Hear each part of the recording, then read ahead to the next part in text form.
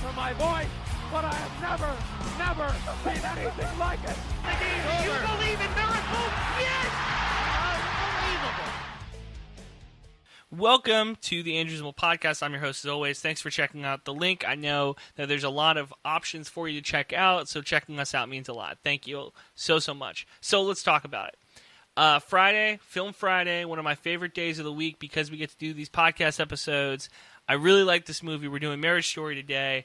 It's been a weird relationship I've had with this movie. I have loved it. I've hated it. Now I'm going back and liking it again. So that's kind of what we're going to talk about. But first, in case you missed it, Micah Dinwiddie, I talked to her.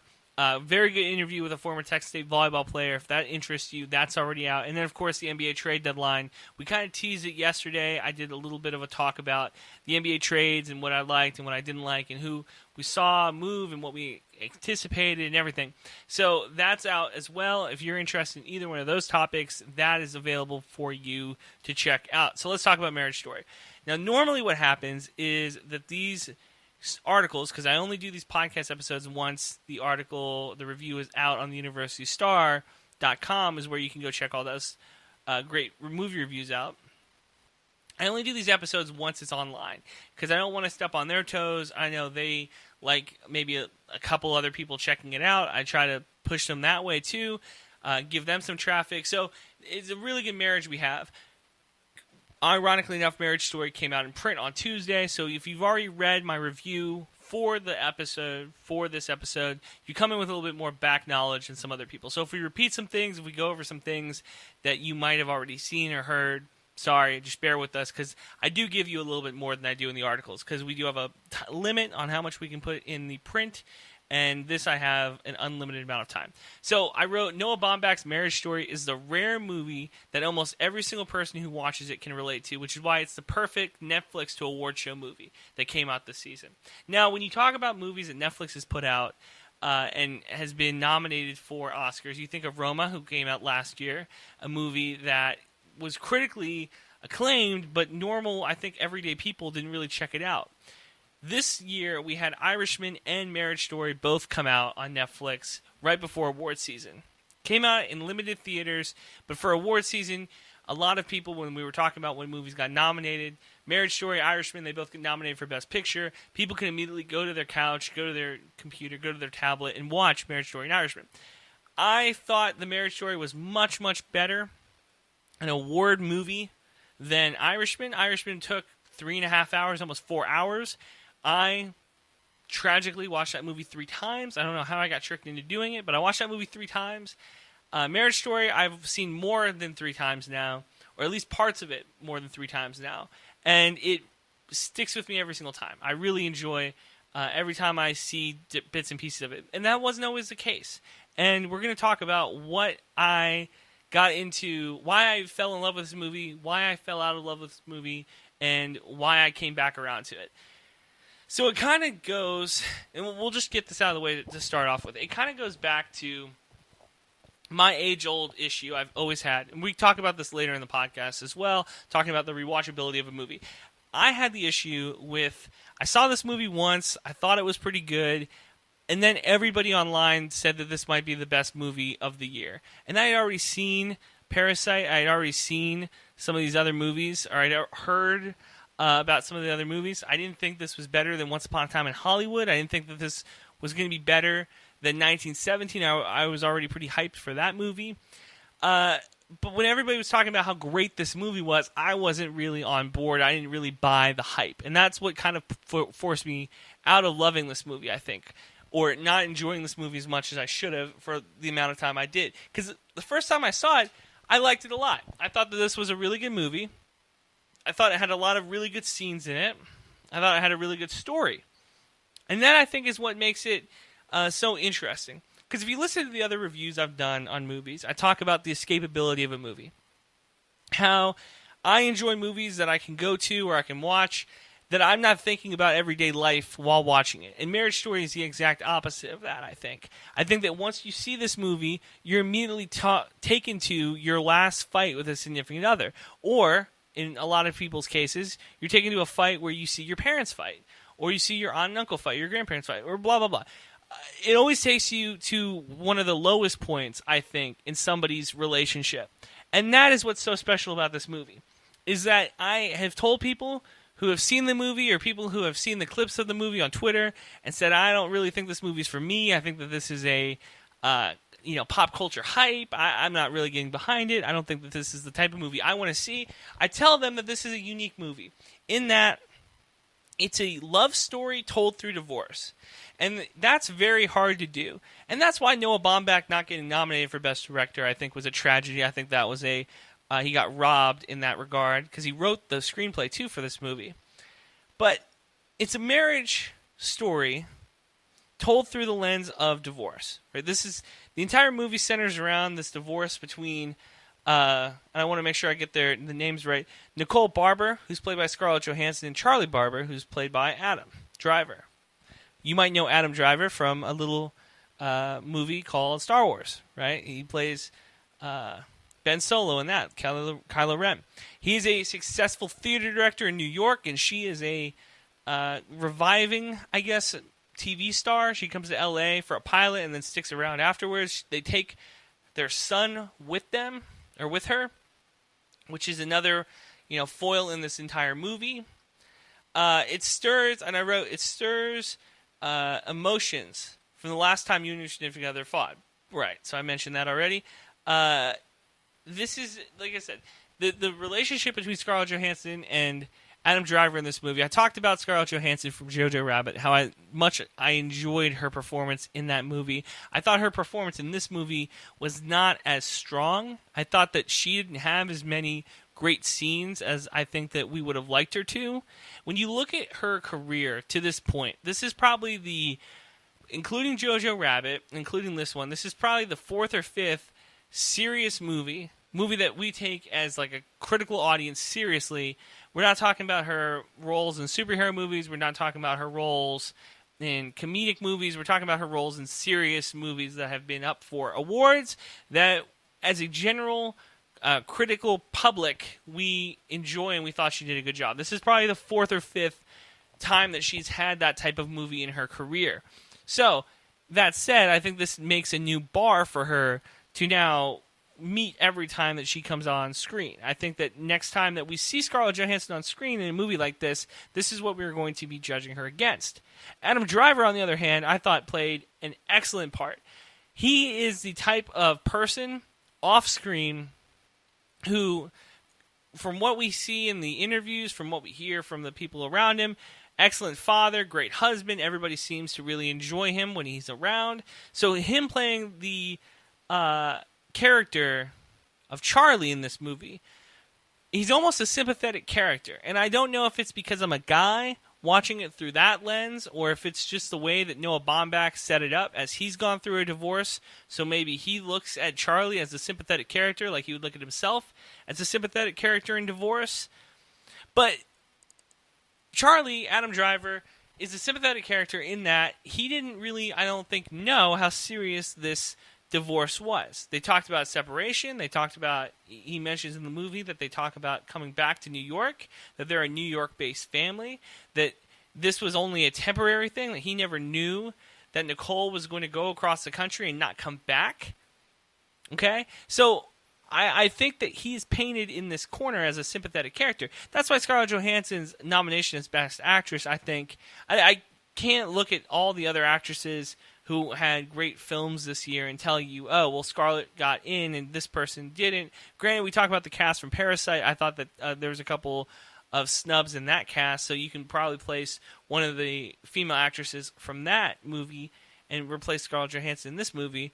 However, I do think she had a good role. I think that it was a solid B effort from ScarJo, and hopefully, like I said, this is now the bar that we go forward with. I talk about the rewatchability, and I know it's a little early in the podcast to be breaking this down, but that's just kind of how we're going at this point.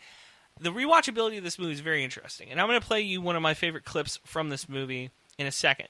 But the rewatchability of this movie is very interesting to me because I think that this is the most rewatchable movie outside of Once Upon a Time in Hollywood, and I think Lady Bird. I thought Lady Bird had a bunch of scenes that I really, really, really loved. And if that movie is ever on AMC or ever on a streaming site and I end up walking in the room or I end up flipping channels and I see it, I'm probably going to sit through until this next scene's over, until the next commercial break.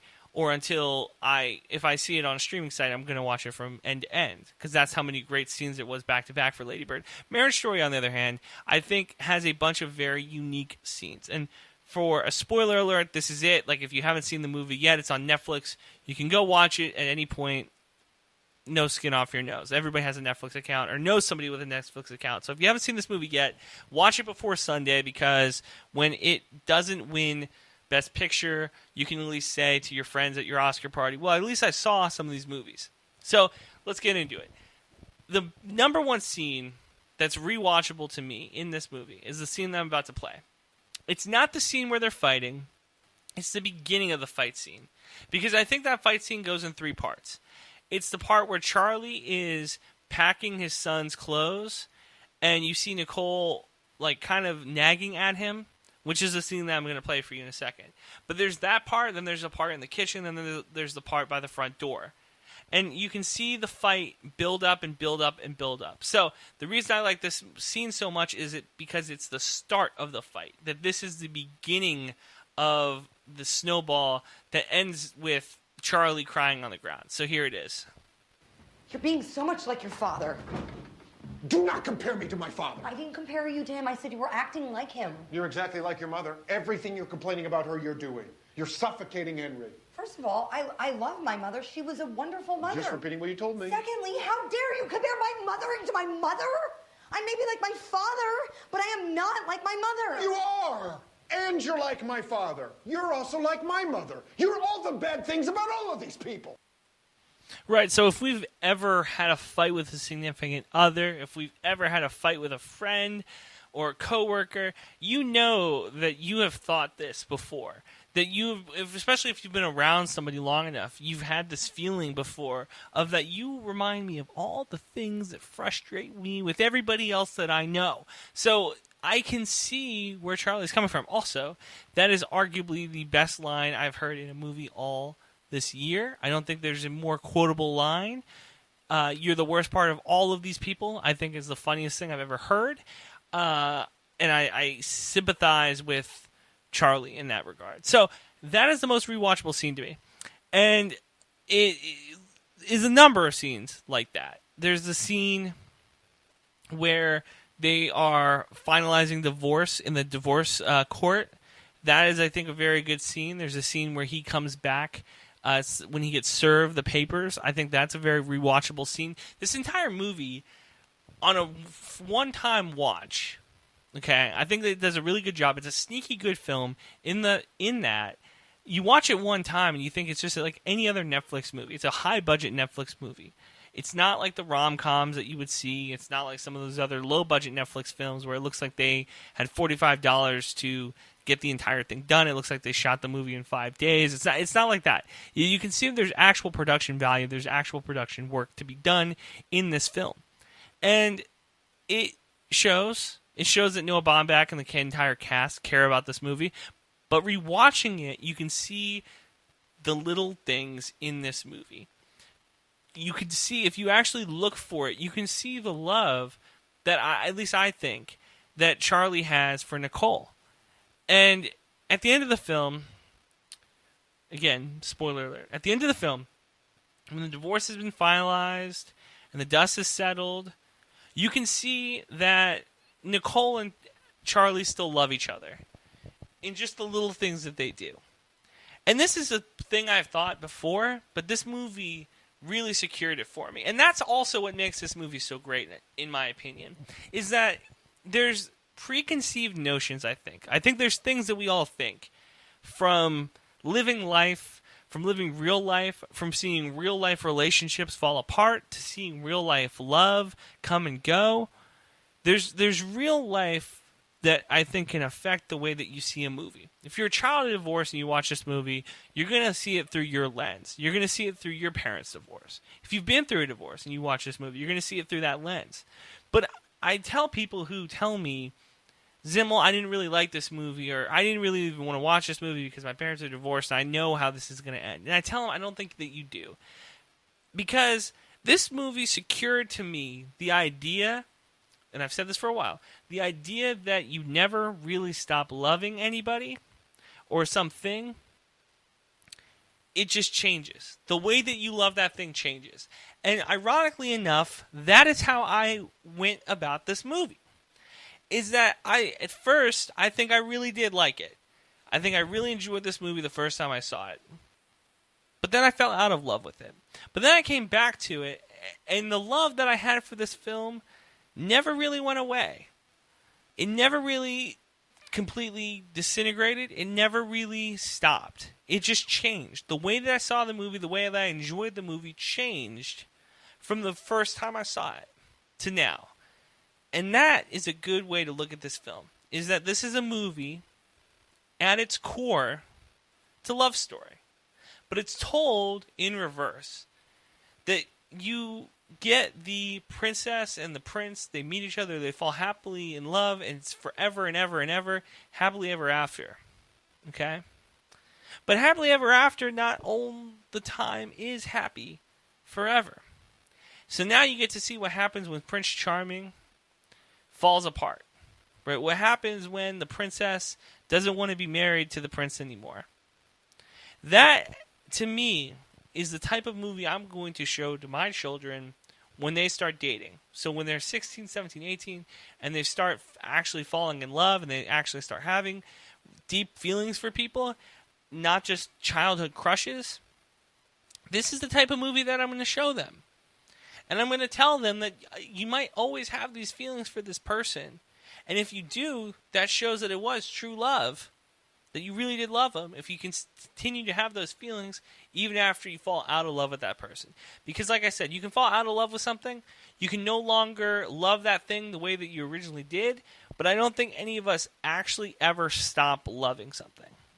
Which, like I said, it's the perfect film for Netflix because it is a movie that is digestible. It's a movie that you can watch in different parts. You can pick it up and put it down. You can come back to it. It is one of the better movies I saw this year. And I gave this movie 4 out of 5 stars. If I could have given it 4.5, I would have, but I gave it 4 out of 5 stars.